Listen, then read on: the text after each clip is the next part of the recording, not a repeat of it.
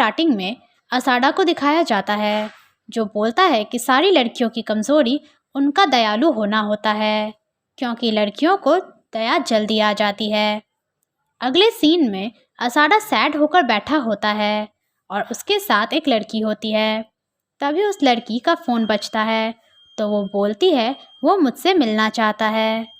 तो असाडा अपनी एक्टिंग शुरू कर देता है और उस लड़की से कहता है मैं ठीक हूँ, तुम जाओ, और बोलता है तुम्हें मेरी चिंता करने की ज़रूरत नहीं है, और दुखी होने की एक्टिंग करने लगता है और उस लड़की को अपनी माँ की कहानी सुनाता है कि उसकी मॉम ने उसे छोड़ दिया था जब वो मिडिल स्कूल में था, और उस लड़की को इमोशनल करने की कोशिश करता है और वो लड़की उसकी बातों में आ जाती है और बेवकूफ़ बन जाती है।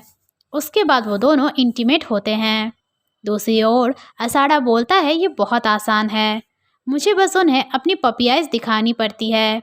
इसके बाद जब वो इंटीमेट हो रहे होते हैं तभी असाडा का फ़ोन बजने लगता है, तो फ़ोन वो लड़की उठाती है, तो वो देखती है कि नंबर घटिया औरत के नाम से सेव है। तो वो लड़की असाडा से पूछती है कि ये कौन है, तो असाडा उससे जल्दी से फ़ोन ले लेता है और बोलता है कोई है जिसे मैं जानता हूँ, वो हमेशा मुझे कॉल करती रहती है। उसके बाद फिर से वो दोनों इंटीमेट होने लगते हैं।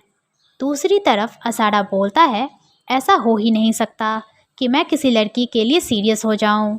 यहाँ से सीन शिफ्ट होकर मेई और इबुकी पे आता है। तभी वहाँ असाडा इबुकी चैन करता हुआ आता है, तो इबुकी उसे मना करती है उसे उस नाम से बुलाने के लिए। तो असाडा बोलता है ये सुनने में कितना क्यूट लगता है, और बोलता है क्या हम दोस्त नहीं हैं, और पागलों की तरह हरकतें करने लगता है। तो मेई इबुकी को वहाँ से ले जाती है।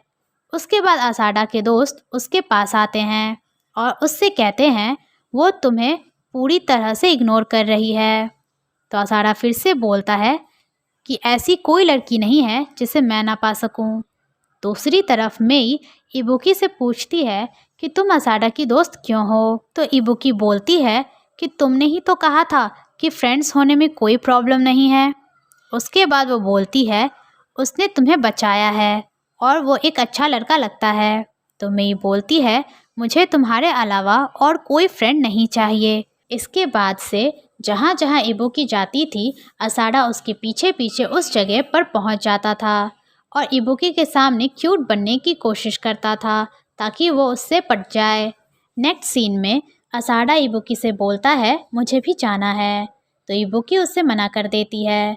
तो असाडा बोलता है तुम मेई चैन के घर जा रही हो ना, मुझे भी जाना है, और इबुकी के बैग को पकड़ लेता है। तभी वहाँ मेई आती है और इबुकी को अपने साथ ले जाने लगती है। तभी असाडा बोलता है चलो हम साथ में गेम्स खेलते हैं।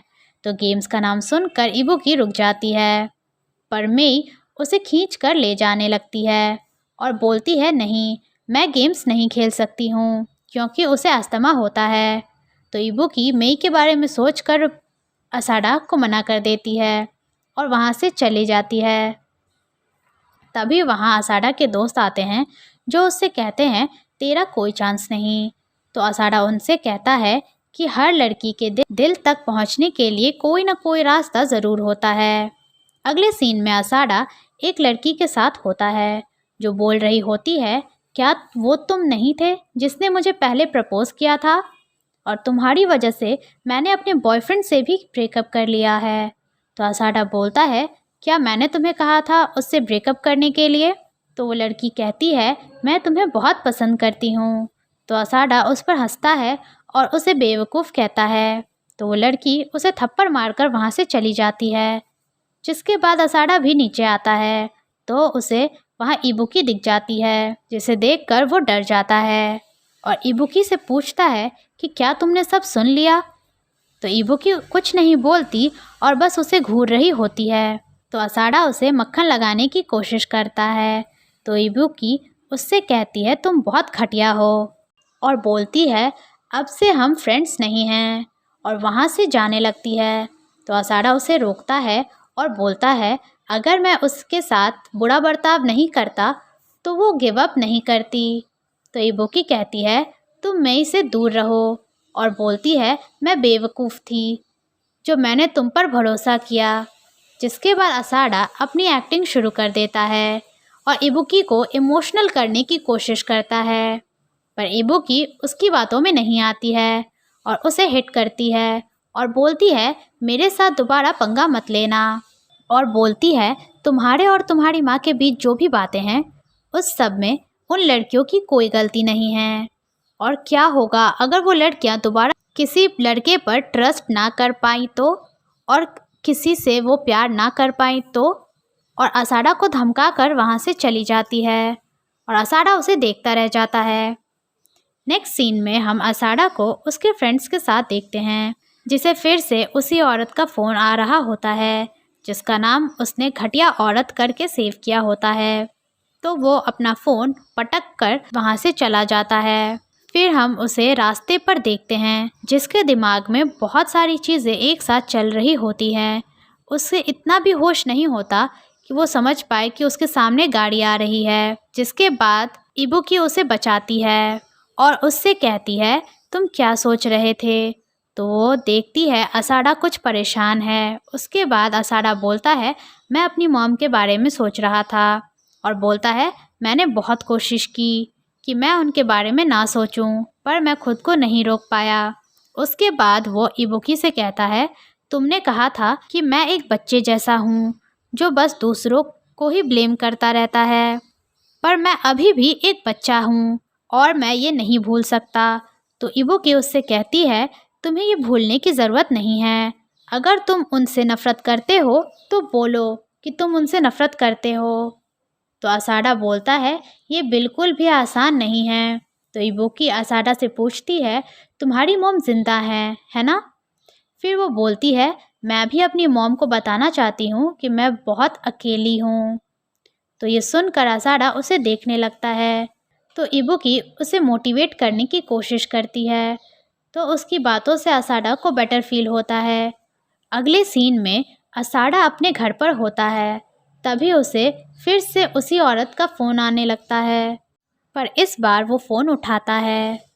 तो वो औरत कहती है मैंने तुम्हें कितनी बार कॉल किया है। उनकी बातों से हम समझ पाते हैं कि ये औरत असाडा की मॉम है। तो उसकी मॉम उसकी चिंता करने लगती है। तो वो कहता है कोई बच्चा नहीं हूँ, मैं 16 साल का हूँ, और अपनी मॉम को उसे दोबारा कॉल करने से मना करता है।